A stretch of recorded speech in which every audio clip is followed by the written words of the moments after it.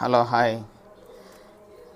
ఆహార భద్రతా చట్టం కింద పంపిణీ అవుతున్న నిత్యావసర సరుకుల సబ్సిడీలలో పారదర్శకత, సబ్సిడీ సజావుగా కేటాయించడానికి ఈకేవైసీ ప్రక్రియను రేషన్ షాపుల్లో చేయాలని కేంద్రం గతంలో తప్పనిసరి చేసింది. అయితే ఈ ఈకేవైసీ ప్రక్రియ పూర్తి చేయడంలో అధిక మంది లబ్ధిదారులు వెనుకబడి ఉన్నారని కేంద్ర ప్రభుత్వం గుర్తించి మరొక అవకాశం కల్పిస్తూ ఆదేశాలు జారీ చేసింది.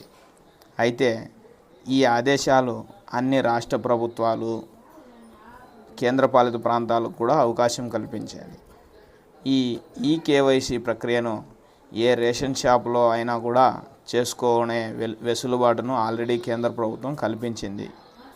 రేషన్ కార్డులో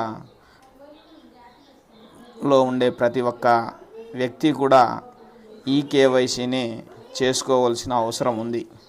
అయితే ఈకేవైసీ ప్రక్రియ మార్చి 31తో గడువు ముగుస్తుండడంతో చాలామంది లబ్ధిదారులు ఇంకా వెనుకబడి చేసుకోకపోవడంతో కేంద్ర ప్రభుత్వం గుర్తించి మరొక అవకాశాన్ని ఇస్తున్నట్లుగా పేర్కొన్నది. అయితే ఈ అవకాశము తర్వాత మరొకసారి అవకాశం ఇవ్వబడదని కేంద్ర ప్రభుత్వం స్పష్టం చేసింది. అందువలన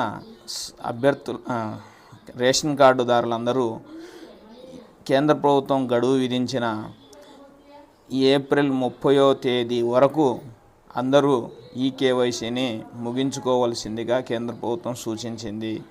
అందువలన ఏప్రిల్ 30వ తేదీ వరకు గడువు కేంద్ర ప్రభుత్వం ఇచ్చింది.